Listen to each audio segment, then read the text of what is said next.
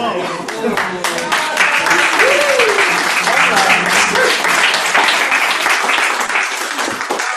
was good. That was good. All right, thank you, Carl. That was really good. So glad that Vegas is here. Let's get them up on the screen so we can do a little test. It's a full. Do we got him? Yes. Okay. It is a full house. I can't see you yet. There you are. Yay! So, hey, Art, it is a full house here tonight. There's so many people that we haven't seen in a long time, and the crew is out the driveway. The energy feels so great here. So we're so glad that you're here to join us. We're still having some technical difficulties in Las Vegas. We're really trying to work this out. So thanks for bearing with us, y'all.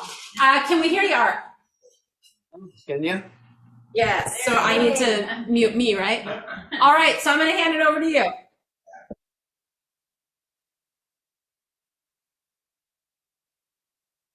Going to try to, we're kind of repeating the topic that we had last week, and I'm going to try to do it in a little better way. There's two topics that we've ever done that stir up controversy. And one of them is when we dare to suggest that human beings aren't capable of unconditional love. And in the past, when I've dared to say that to people, that maybe it's possible that maybe just a little possibility exists that you don't love your kid unconditionally, or that you don't know how to love unconditionally, that really pisses people off. It takes them out of loving state and puts them into anger. So I always wonder and see if see how suspicious that is. But see, the problem with saying that I love unconditionally already is that it negates the work. Learning to love someone unconditionally would take a lifetime of work. And it's really difficult. It's really difficult because in order to love someone in that way, in order to be that way all the time and get rid of your anger and your resentments, and maybe that light and the one behind. Is that better? Maybe switch that one. You can turn the other one back on. Yeah. No. Okay. So that you can get to a place where you just say, I'm fine. I already love my kid unconditionally, and the work is over. And I'm not here again to stir up that controversy and get into that topic, but it also brings me to last week's topic, and we get into last week's topic, and it also pisses people off. One of the biggest things you can do to frustrate people is to tell them that maybe they're fake a little bit, and kind of hint towards that. And I wonder why last week it gets me so upset, and why this topic puts out a little anger in me. And usually when I do this topic, it comes off as kind of angry. And I wasn't angry last week. I was passionate, but it came off as kind of like angry. And I think people took it that way, that I was accusing people of something, and they got offended over that. And so I want to try to explain to you, first of all, where this comes from for me. One of the things that we did was we went to a thing called landmark form training, and we went to the landmark form training. The whole basis of the training, the entirety of the training, starts out with one sentence, and it says, we as human beings need to be authentic about our inauthenticities. And what that says right there is that a human being is actually, by nature, when we come into this thing, we're actually not authentic. We're inauthentic. And we become inauthentic. And then the way to salvation or enlightenment would be suggesting that in order for me to be enlightened, I would have to get honest about my fakeness. I would have to actually acknowledge it. And this really pisses people off, that we say you'd have to acknowledge your fakeness, and people don't want to do that. So it stirs up some controversy, but there it is. There's the proof. Like, the anger is the proof that you're hiding something, that there's a cover up going on. And that, yes, I put on this front and other people for others. And for me, the core of it began to notice this thing happening because, for me, I bring in clients, and they're people that come into my program, and I bring in families, and, really truly fall in love with these families. and really truly fall in love with these clients to the point where you love them. It doesn't matter. We've worked through some things in our life. And we've got to a place where I can have these clients in my program, and no matter how they fail, no matter what they do, no matter how bad they try to piss me off, I can love them. And I get to the point where I love them, and I'll, I got to be really honest that the most hurtful thing that ever happens in my life is that I fall in love with these clients, and I think that they love me too. And I think that the families love me too. And I think that we're having honest conversations, and inevitably something happens, and either I'm not understanding what's going on in this relationship, or I'm not understanding the person. And then eventually what comes out is like either some kind of Facebook post or some kind of honesty that they share, or maybe that's not the honesty, and maybe they're being honest with me, but fake over here. But the two sides of these people show up, and I've been through the trauma of helping a group of people and thinking that I was in love with these people, and that these people all cared about me too, and that we were in a great, like, getting better community together, and then all of a sudden having those communities turn on you. And I've been there and I've done that. And so it leads me to, oh, wow, I thought that me and you loved each other. I thought I knew where I stood with you. I thought we were being honest. When we sat there and you were in my program and you cried and I hugged you, I thought we were making something. I didn't know that you would go around and then tell me that I was a bad guy and tell everyone you hate me. And I've been through this over and over, and I've been through it with families. So part of this difficulty with this topic is that I've experienced it not like a victim. I'm not saying I'm a victim. I'm saying it's part of the game.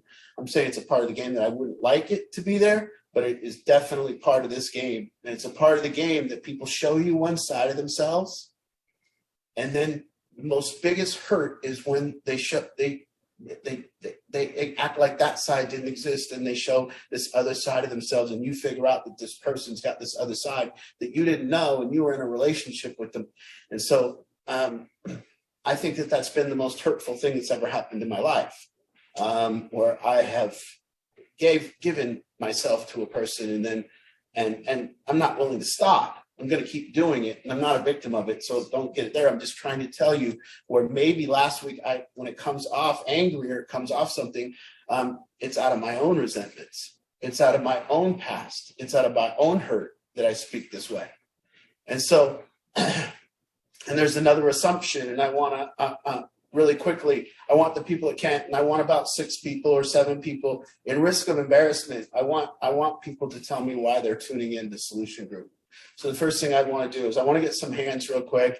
I want Angie, open up a Kent and just kind of give me some answers to us. Why is people that are out here that are not in my program, but people that are just here, why are they tuning in? And I just want to hear some answers real quick. Yeah, let's do it. I'll turn the piano. All right, 6 or 7 people. Who's going to share? Helps me communicate at work. Okay. Can you hear Sherry? What did she say? Helps me communicate at work, communicate honestly with my team work. Okay. Making a better family relationships. What'd she say? Making better family relationships. Okay. Sometimes dealing with addiction, you have to do things that are counterintuitive.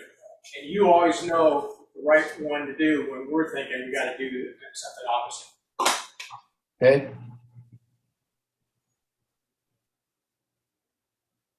Just to hear other people going through the same thing.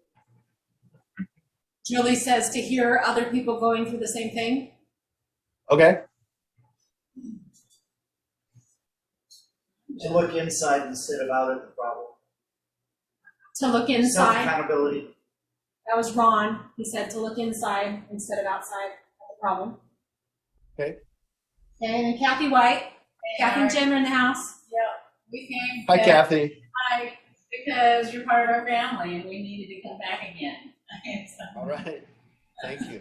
We have another Kathy White, Bailey's Anton. Oh, great. Yes, awesome. So I'll just say to help support Bailey and Julie and Glenn, and to just learn and continue to learn to grow, to just to live a little better every day. Okay.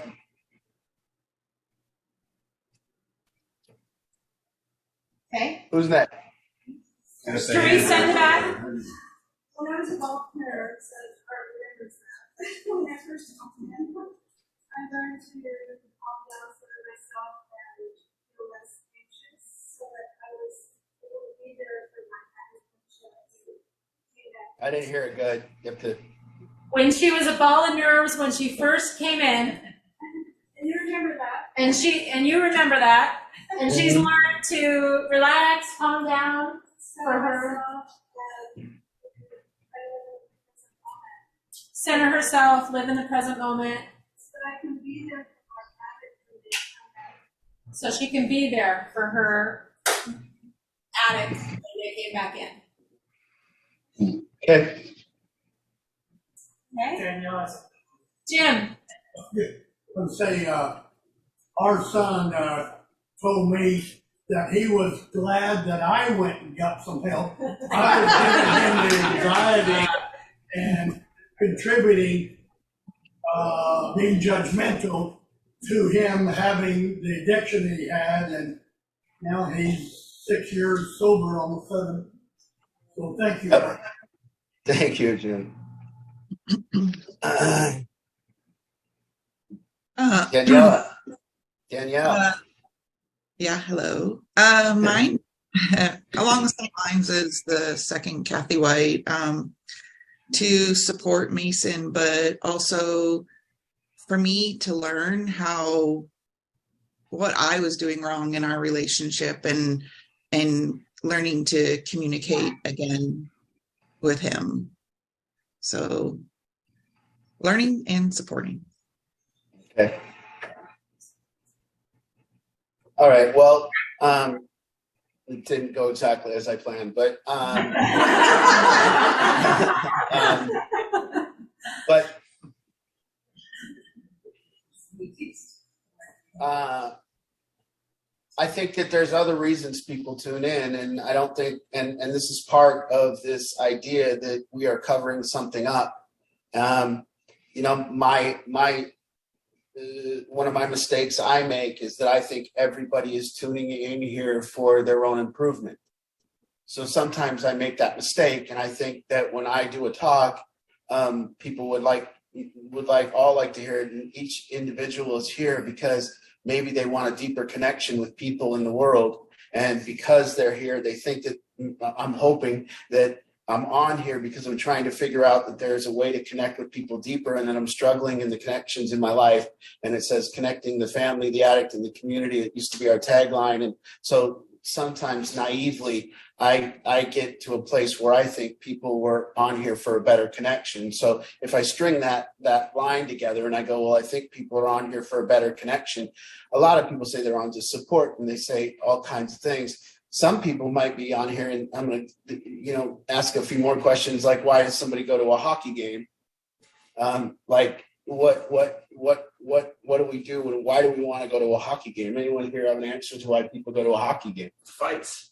Yeah, like the fights. That was and that's what most people want to see when they go to a hockey game. And in fact, if they went to a hockey game and there were no fights, they would be disappointed.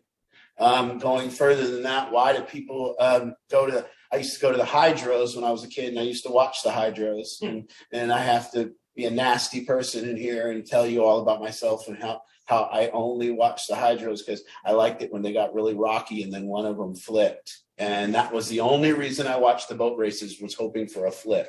And if I go and I watch the running of the bulls on TV, we are human beings that are there to watch the running of the bulls, and we hope it doesn't go swimmingly. What we like to see is the dude falling down the entire hill, or getting the stampede pass to get pummeled as he rolls down the hill. Or we want to see, in the running of the bulls, we want to see people just getting stomped by a bull. And there's this nasty, and for me, that's not easy for me to say publicly, because I got to put on I'm not that kind of person, guys. Look, that's not who I am. And, if you ask people why they go to a Mariners game, you could stand outside of a Mariners game and you'll get hundreds and hundreds of people that will say they're there to watch the game. But if you go to a Mariners game, you'll see that's not true. you'll see two young females come into a Mariners game, and they'll be dressed up in their Mariners outfit, and they'll come sit down right in front of me and Angie, and they will the first thing they will do is begin to take selfies. And those two people standing outside would never say, I'm coming to the Mariners game because I want to get a selfie and I want to post it on Facebook because I want to get likes and I want my Facebook friends to know that I'm here at the game and how cool I am and my life's better than them. And you can't get that kind of honesty anymore because we're involved in a cover-up. So what does those two girls got to say? Oh, we like going to the baseball games. We like enjoying the game. And that's just not true. And then, we don't have one sinister reason why people, no one says, I'm tuning into Solution Group because I'm very angry and I want to see that my kid's getting what Art says. And when Art talks, I want my kid to hear it. And I want my kid fixed because I'm tired of destroying this family. So nobody's going to say that. Nobody's going to come on here and go, I want revenge.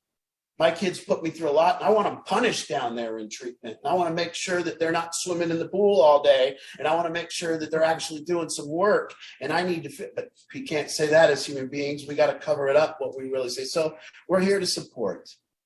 Well, what does that look like?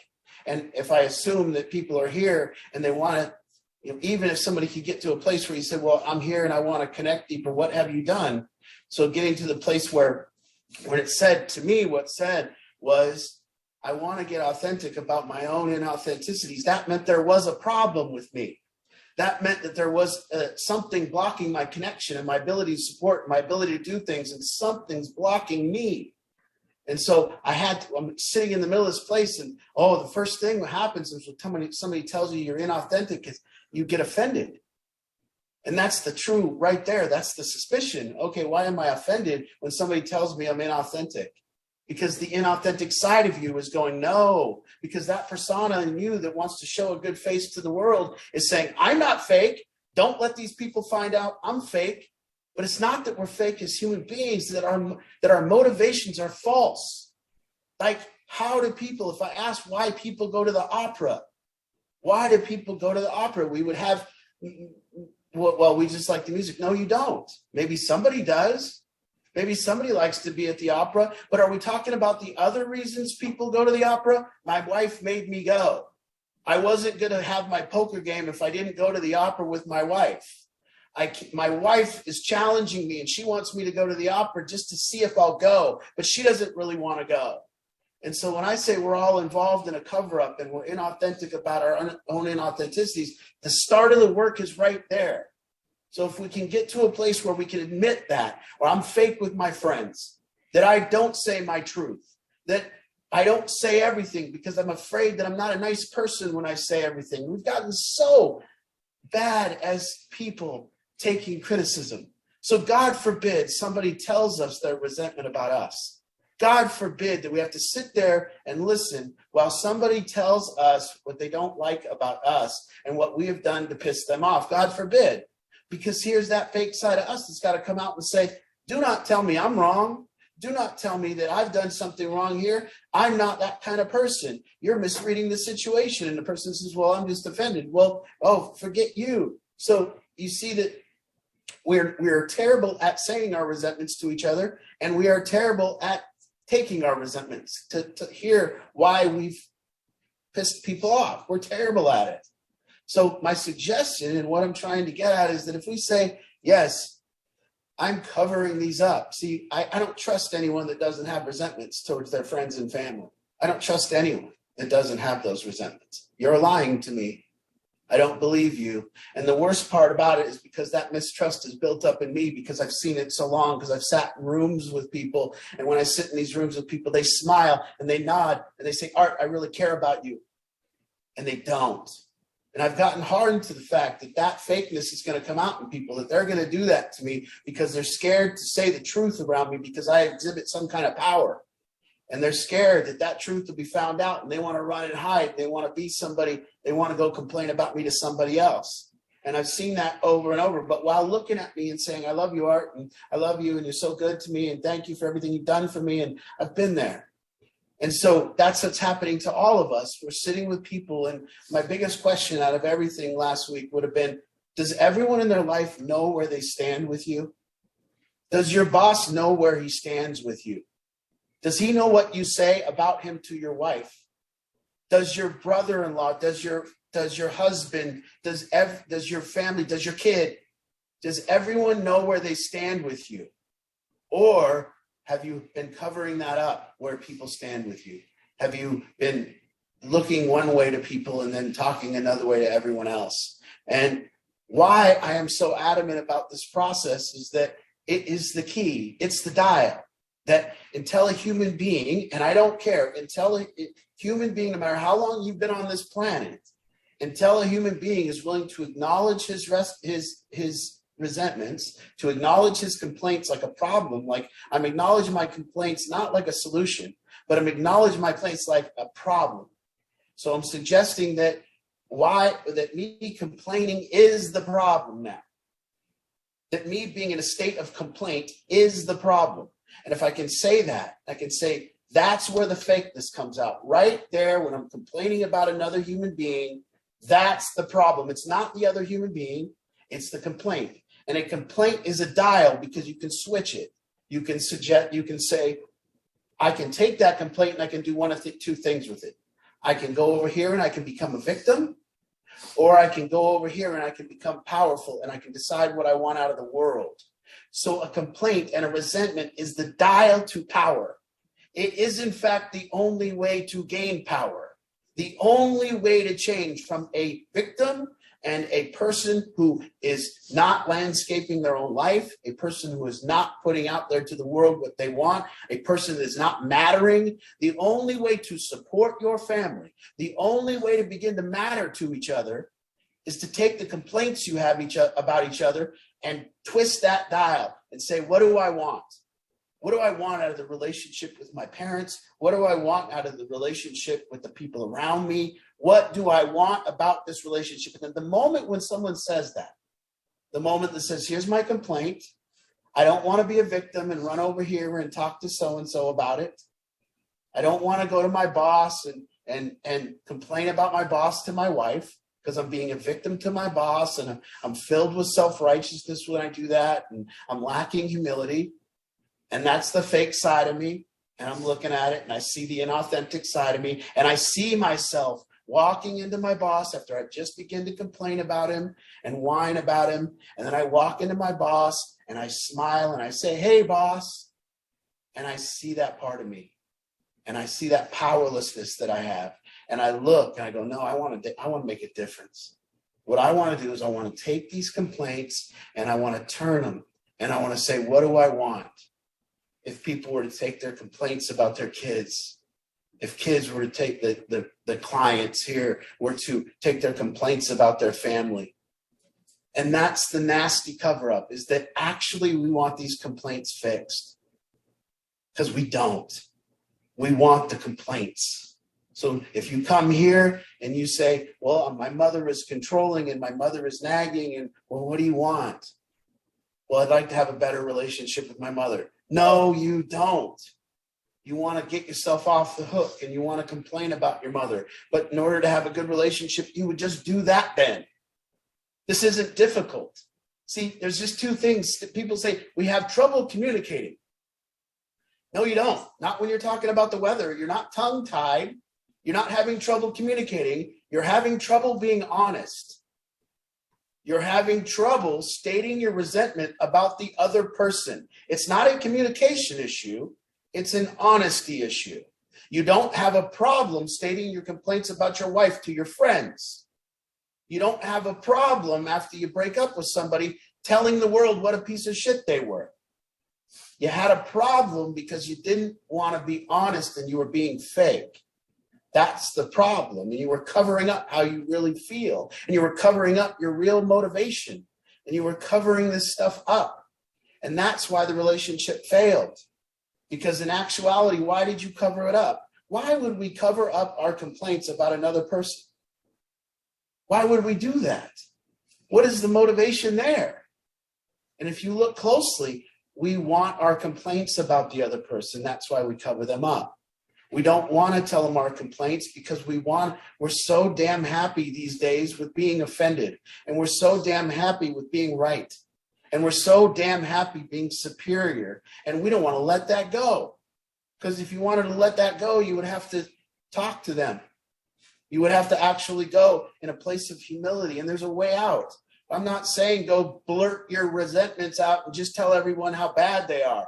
I'm saying look at it in a different manner. Get rid of your resentment. So I need to get rid of it. Well, if I need to get rid of it, then I got to have some humility, and I got to actually state that I want to get rid of it, but not be righteous. Be humble. And I have to go and say, listen, I'm resenting you. And this is what we need to talk about. And I want to talk about this, and I want to see why you did this, and I want to know more about what happened there. And I want to try to see if we can get resentment free, and we can get these complaints that you share about me or I share about you to other people. We can get them all out, and we can learn where we stand with each other. We can actually sit down and see where we stand with each other. And I don't have to go, see, there's a reason we do this. There's a reason we take these complaints. It's a power struggle.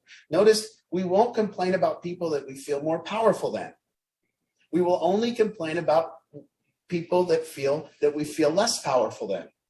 We feel we can't approach. We feel we can't say anything. We feel we can't address. So we feel less powerful for them. So then we complain about them to other people. But if we feel more powerful than somebody, we're easily going to tell them about themselves. Not even a big deal. Hey, I'm going to tell you why you screwed up again. I'm going to tell you why I resent you. But it's the people in our lives that we feel less powerful towards, that we feel like have more power than us. And so for me, it becomes sometimes a big problem, because maybe some people feel like, oh, well, that's why I don't tell Art, because but it's not that way. You can tell me. I'm going to take it. I'm never going to get mad if somebody tells me why they resent me. Never. You can tell me why you resent me. I'm going to say, oh, man, I didn't know it was like that. I didn't know. That's how you felt? Shit, I'm sorry. See, I'm waiting for it. I'm begging people to say why you resent me. I'm begging for it because that's the only way I can see myself. The only way I can get better is if people tell me what they resent about me. Then I can improve. People think I just want everyone to say yes to me. I don't. People just always say yes to me. I'm sorry. They don't want to challenge me. And people think I don't want to be challenged. Because they don't challenge me, they say that I don't want to be challenged. I want to be challenged all the time. I love being challenged. So don't tell me I don't want to be challenged just because you're too scared to challenge me. Just because you're too scared to say something to me about how you feel about me. See? But if you say, for me, there's no work to be done. For me, I'm honest with you. Or for me, I'm not big. I don't know what he's talking about. I have no need for any of this. Well, then that defeats my other assumption, because see, stupid me, I was assuming that people tuned in because they wanted to improve. I was assuming that everyone is here because we wanted to improve. And that's a bad assumption, because we're not even talking about some of the reasons why people might tune in that are sinister. People might tune in because they want to see me fail. People might tune in because they want to prove me wrong. People want to tune in because they want to listen. And this happens all the time. They want to listen and they want to take that, and then they want to go say why I'm wrong to people, not me, but to other people. People might tune in to see if I still am saying the same bullshit, or if I'm coming up with something new. They might tune in just to make sure that they're ahead of the game. They might tune in just because the wine's good. They might tune in because we go out to dinner prior. We might tune in for a host of various reasons, just like the 60,000 different reasons somebody's at a Mariners game. So, or the myriad of reasons why people do anything. And so the idea that I'm fake is not that I'm a fake person, not that I'm putting on this fake thing, that I don't clearly see my own motivation. That what I have to acknowledge right now is that I never really got a clear vision of what motivates me all the time. And I have to get in the place where I can watch myself so I can see what I'm up to. And I can see what's really motivating me. And I can see why, and I can be honest with why I'm doing what I'm doing. And then if I can combine that kind of honesty and oversight to my motivation in life, and then I can come and acknowledge that I'm doing things really, really a lot of the times for reasons that I'm not stating and I haven't really got clear, but I'm doing them. If we could acknowledge that, and then if we could take this dial of resentment and admit that we have them all the time, Admit that it's all day. Admit that I drive in my car and I think, what a piece of shit that guy is. And that's really going on with me, that I'm filled with judgment, that I do judge people all day. Everyone's non-judgmental nowadays. How are you non-judgmental? It's not even a chance. Your mind is judging for safety. Your mind is judging just so you don't do something, you don't end up with somebody crazy. Your mind walks down the street and it judges all day everything everyone is doing. Don't do that. That's not right. Why is he doing that? How come he's doing that? If you can't admit that you're an extremely judgmental person, you will never have oversight over your judgment.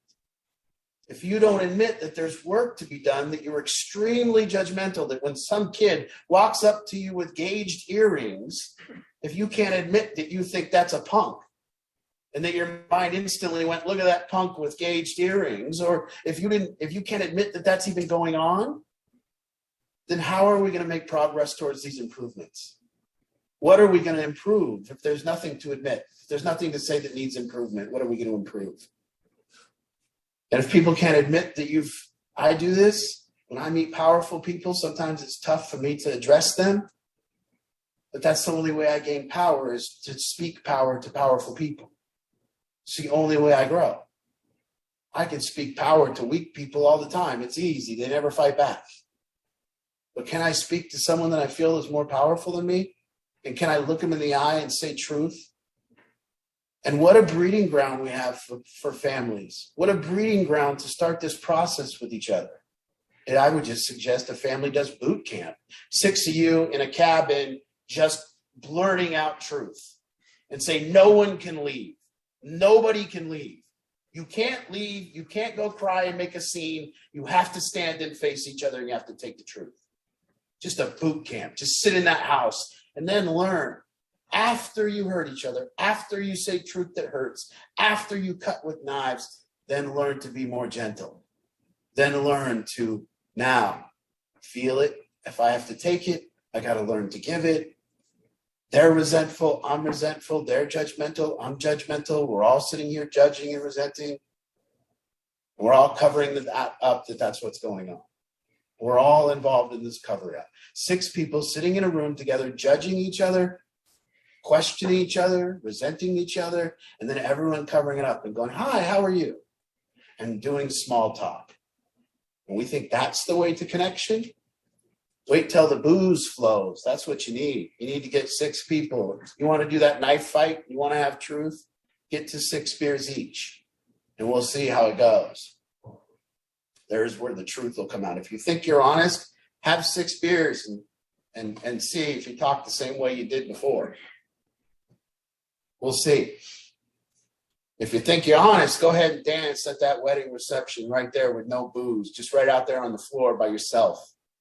Now, you wait till you get to beer 3 before you go out there and face the public. So this is the discussion.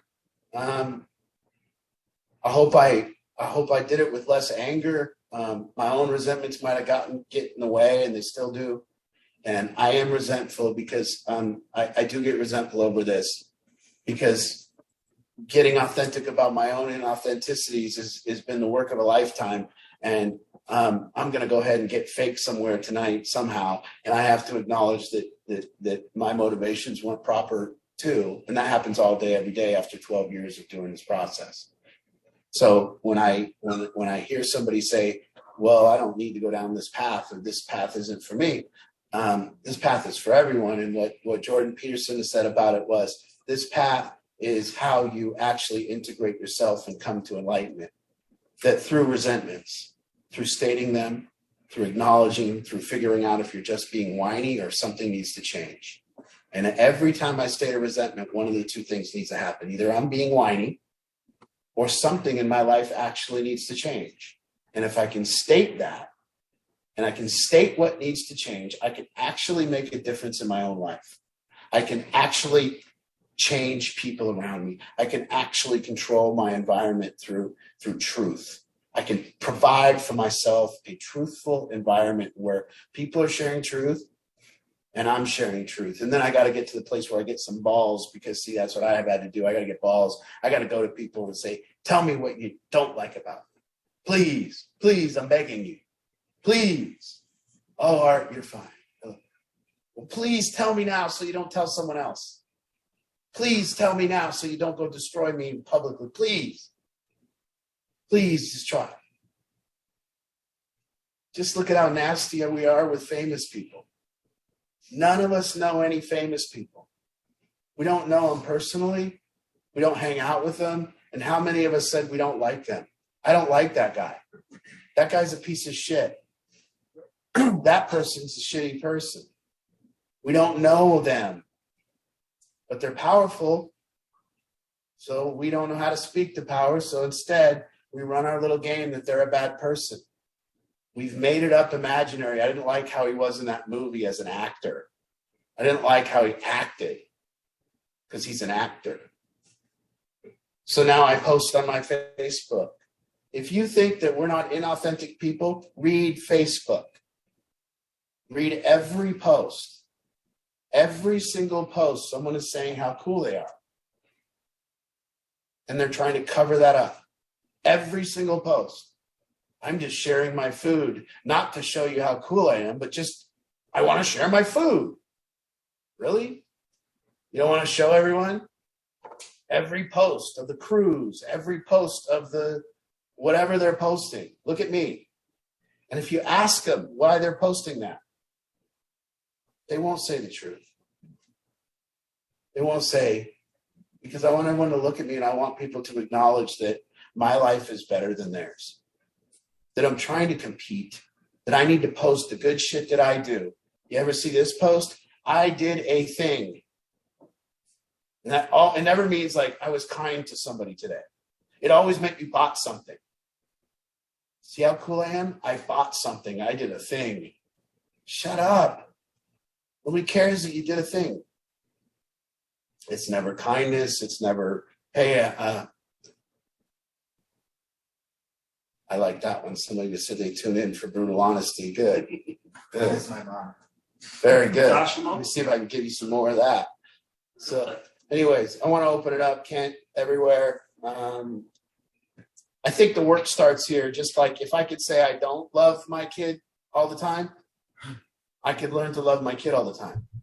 If I can say that that I'm inauthentic and most of my day is spent in a persona and most of my day is spent putting on a face and it's not how I really feel, but I'm putting on a face because that's what a good person would do, is put on a face. And if I can admit that, I can start getting more honest about who I am. I can start getting down to this thing called the true self. I can start finding a way to get to enlightenment.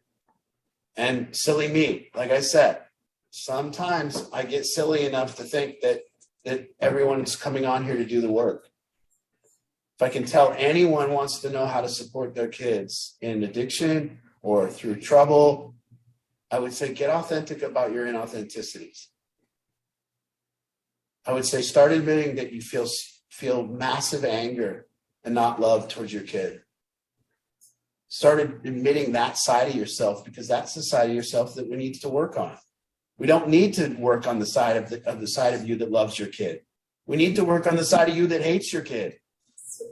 That's the side that needs work. The side that loves your kid's great. Why would we need to talk about that? Like, get it. But a good person loves their kid no matter what. Really? You haven't felt like you want to kill your kid? You haven't felt like you want to choke them out?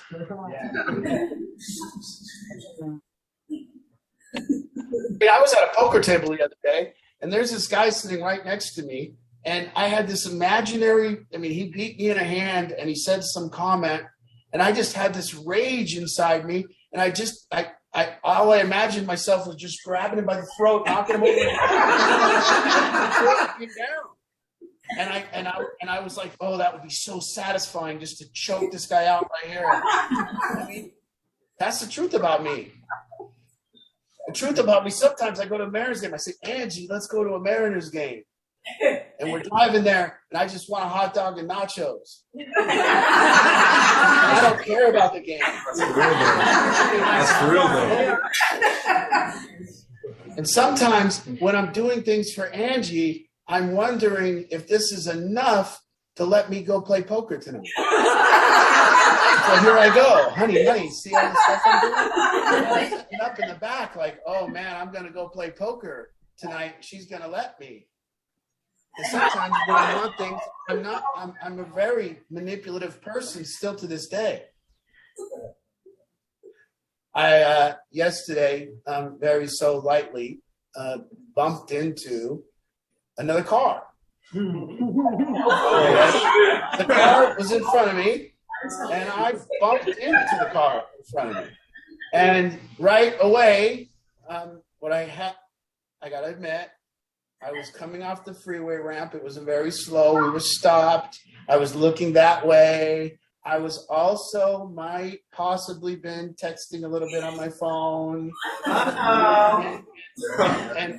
But believe me, yeah, I was but I was texting on my phone, not because I'm a bad person, but because there was an emergency in the treatment center. Yes. Yeah.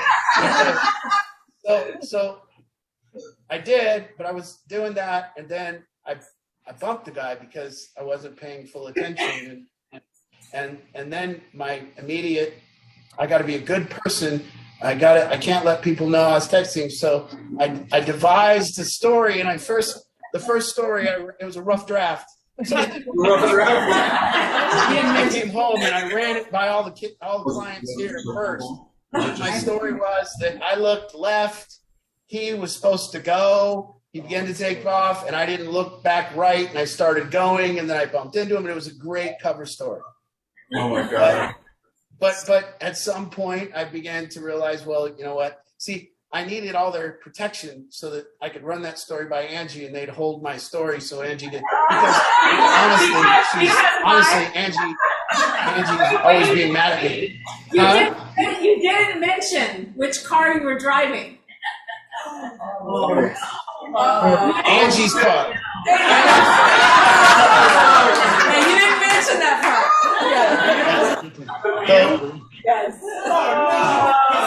Anyways, I wouldn't hit somebody. I wouldn't want to hit somebody in my car. That'd be so. A really nice car. I don't want to be hitting people. But anyways, at some point in that,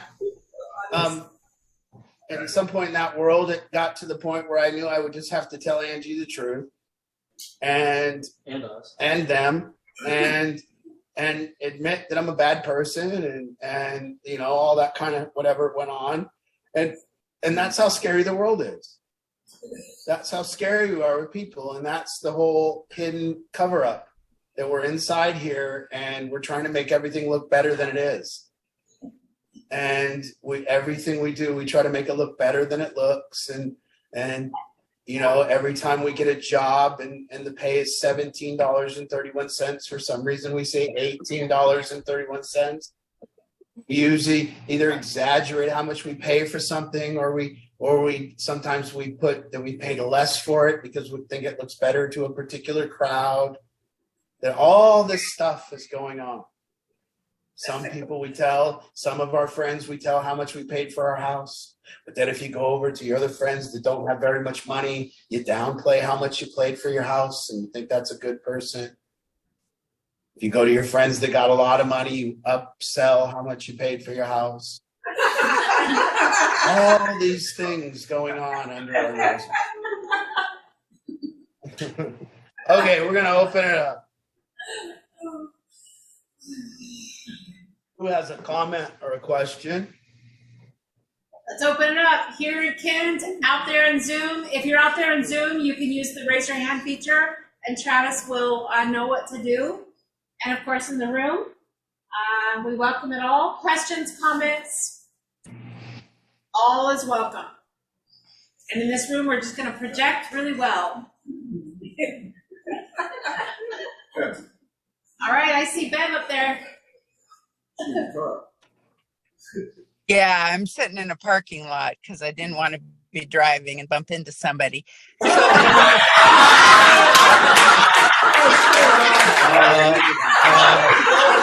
that funny, guys. There you go, Bev. What do you think motivation is for, because we all do these things, right? We do it in the spirit Yes. of let's not offend anybody.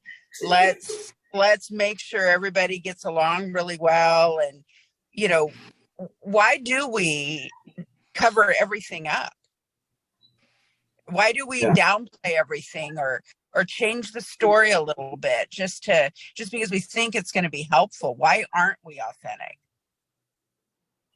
Well, because we got what Jordan Peterson says about it is we got kind of two things going on. We got one side of ourselves that we're trying to cover up, and it's the desires and the things that we've learned aren't a good person things to think about or a good person things to say. And then and that's called the shadow. And then we have a persona that we put on in the world. And we've been convinced for a young age, just like I said last week, from a young age, we've been taught to cover it up. From a young age, we were told if you lose the t-ball game and you're pissed off, act like you're not. If you lose the soccer game and you're pissed, don't be a good sport. Go fake that you're happy for them for beating you. Go be a fake. Oh, if you're at a funeral, please cry, and even if you don't feel like crying. And if you go to the hydros, make sure you don't tell everyone that you're hoping for one to flip. Make sure you don't say that because you're a bad person. And so we've gotten the world telling us, and that's what we're up against. We're up against good person and what the world's idea of that is. And that's what I'm trying to redirect. I'm trying to get people to say, forget that. Forget that. Let's just alert shit out.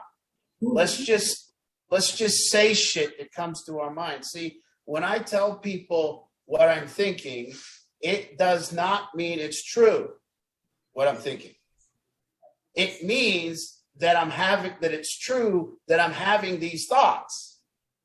So when I'm having these thoughts and I want to just tell people, hey, I need to get these thoughts out of here because I'm having these thoughts about you and I'm hoping to get these thoughts thwarted. I'm hoping that they're wrong. I'm hoping that what I'm thinking about you is wrong and I want to get it out of my head because if I don't get it out of my head, I'll go talk about these thoughts about you with someone else. And I don't want to do that. So I need to tell you that I'm having these thoughts about you, and I'm hoping that you can tell me how they're not true. See, that's the humility aspect, what I'm talking about. I'm hoping that you didn't intentionally just say that because you wanted to hurt me. I'm having these thoughts that you just said that because you don't like me and you wanted to hurt me and I'm getting very resentful. So I need to tell you that I'm having these thoughts that I think you want to hurt me. And then you see the person's face and they go, no. I didn't mean it that way. And now we've changed something. Now we've mattered. Now we've improved something. So, we cover it up because we're scared. And the nasty part of covering it up, why we cover things up, is we've learned as human beings that self-righteousness and being right is awesome. And we've kind of lacked validation in our life. And when we're not fully validated and doing things in the world that are self-expression and getting things out there to the world that we want to get out, and we don't feel validated enough, well, the only thing that validates us is our rightness. And because we're insecure, we're validated by being right. We're validating by pointing out other people's bad stuff. And that process is awesome because once we decide that we don't want to be validated by that stuff anymore, well, we have to get rid of our insecurities because that's what's causing this whole thing anyways. I get insecure. I complain about somebody because they make me feel insecure. And then I become their victim and I become self-righteous. And then I like that. And then I hold on to that resentment because I don't want to let go of it. Because it keeps me safe. I'm right. They're wrong. I don't have to put myself out there anymore. I don't have to talk to them. I don't have to do anything. So look at me, I'm right. And I can point out other people's failures. Good for you. Good for you. So there's various reasons why we cover it up, but the most being we just want to look good. We want to look nice. We want to look like a good person.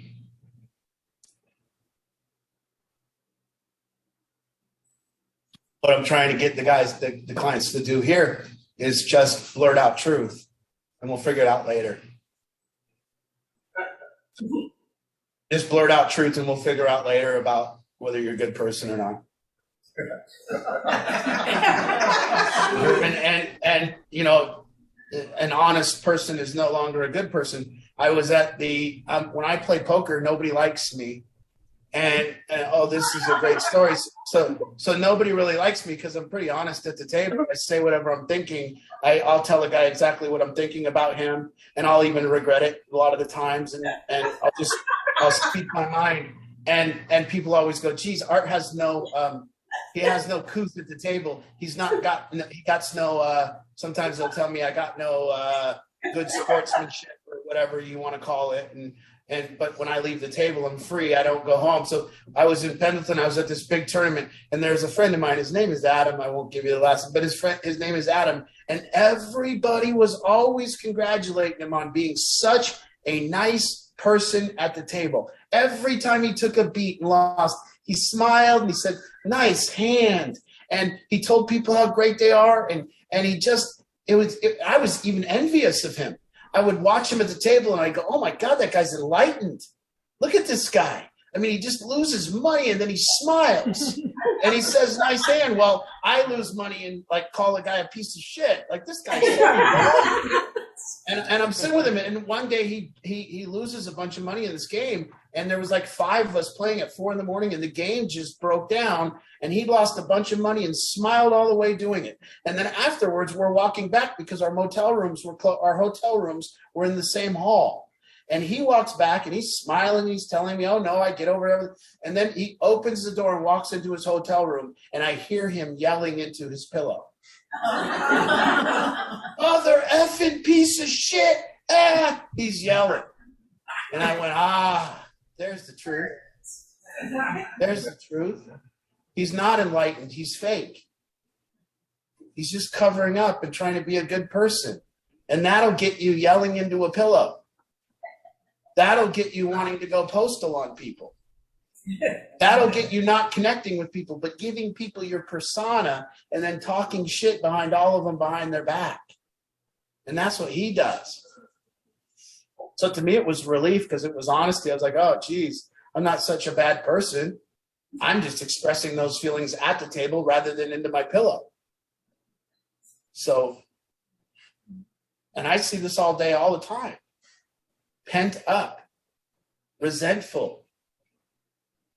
That's going to lead to fake, self-righteous. It's going to lead to inauthentic, self-righteous, and then you find the one person who listens to your complaints, and that's who you like. And you hang out mostly with them because you have really built a relationship up on complaining about people. So this is our relationship. We get together and talk shit. And we sit somewhere and do it so we can look at everyone and kind of point out, this is what's going on. And that all just comes from insecurity. And all self-righteous is a great antidote for insecure feelings and not feeling safe, not feeling validated. Okay, who's next? I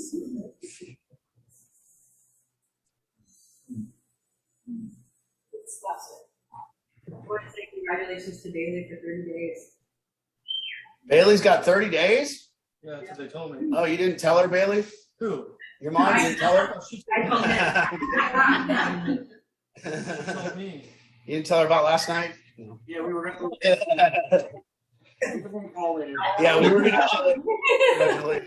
But no, Bailey's doing great. He's fragile for that joke.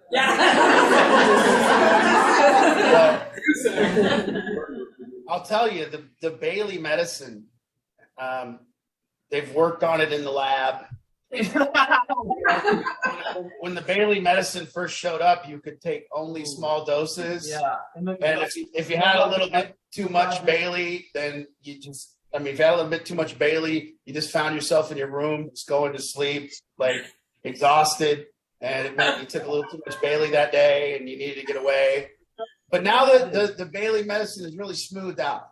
He's okay in higher doses.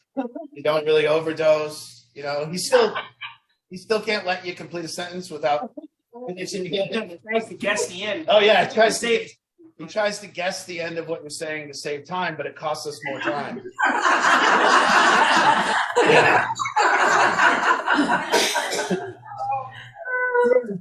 But again, here he is, working through his insecurities.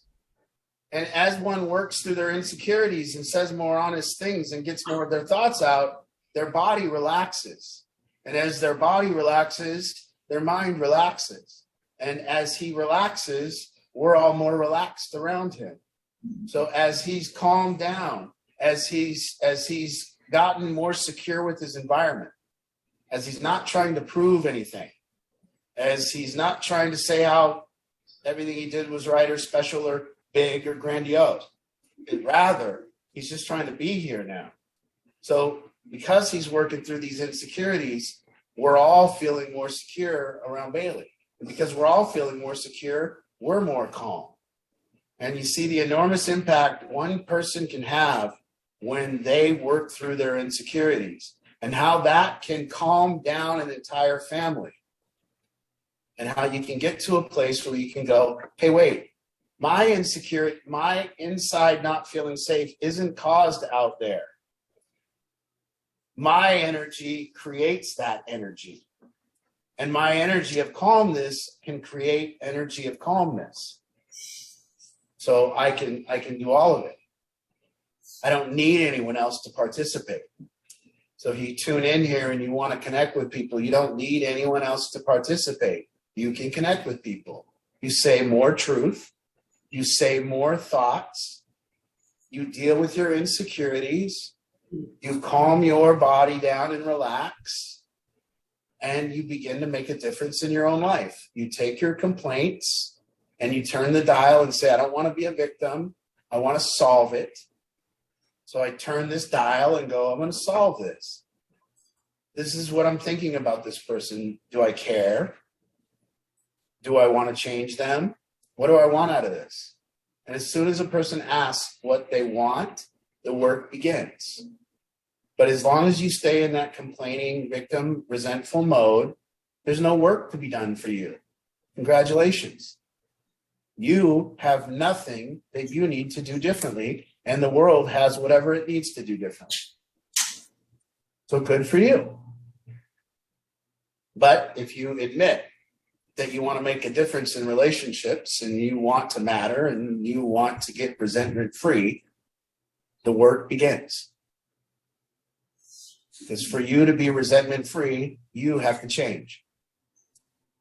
Most people believe that for me to be resentment free, the world has to change. That's just not true.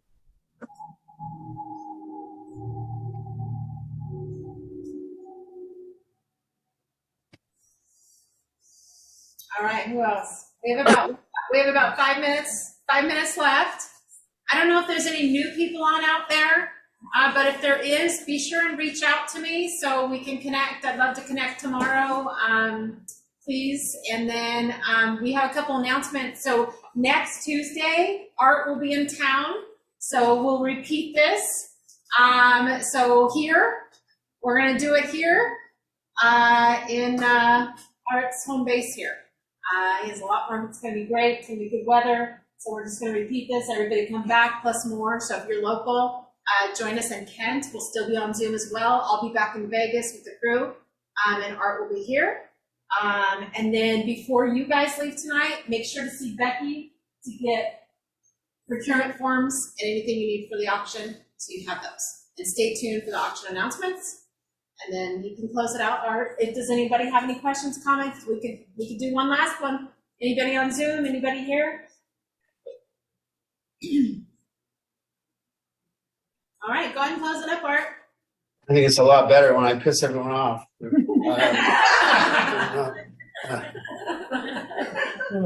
You know, we're all here, and I like to talk about connection. I like to work on this kind of master this thing called connection. And I'm not saying I'm a master of it. I'm saying the work of mastering it of it is a lifetime, and learning how deeply I can connect with Angie, or how deeply I can connect with people in the program or families or my own family. And I like working on this. And so when I get to a place, and hopefully everyone will acknowledge I want improvement that leads to deeper connection. Art, that's what I'm here for.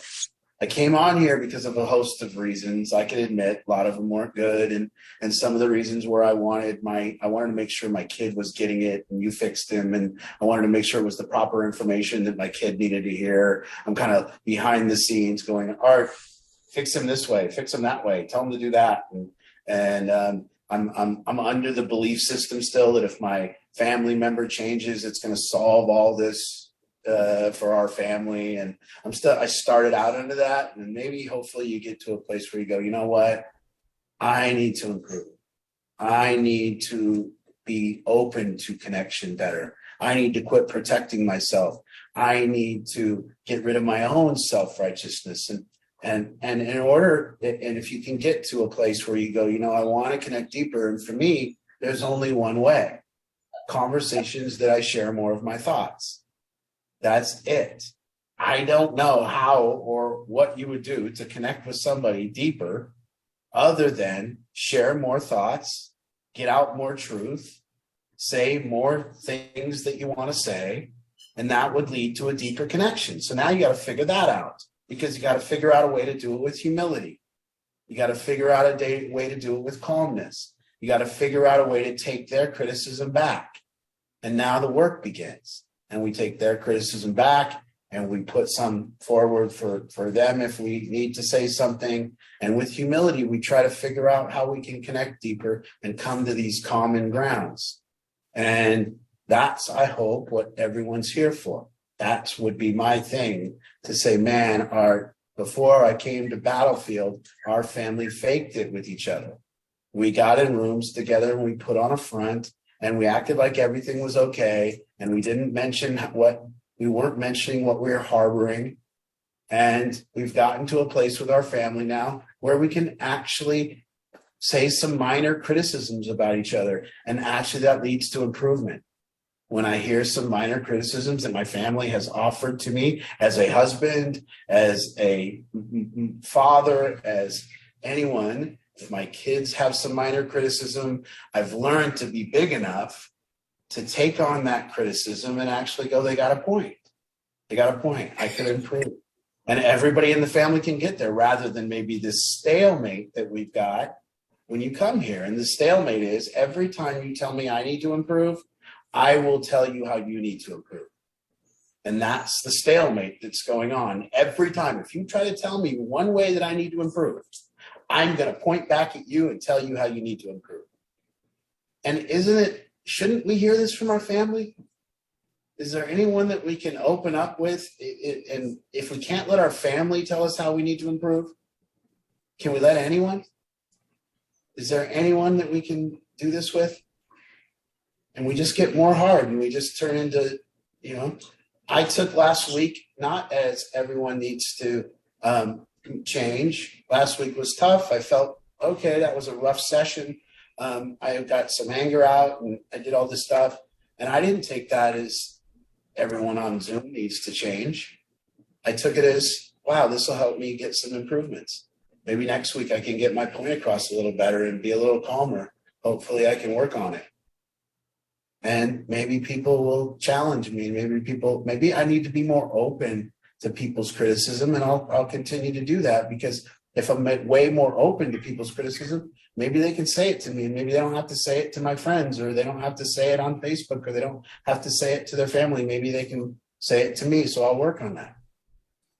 I'll work on this thing called a deeper connection, because I don't think there's anything else that really matters. So that's what we'll do. So thank you for coming back and not leaving me after you got mad at me or whatever happened. But I hope you see that this is the truth, that truth is power.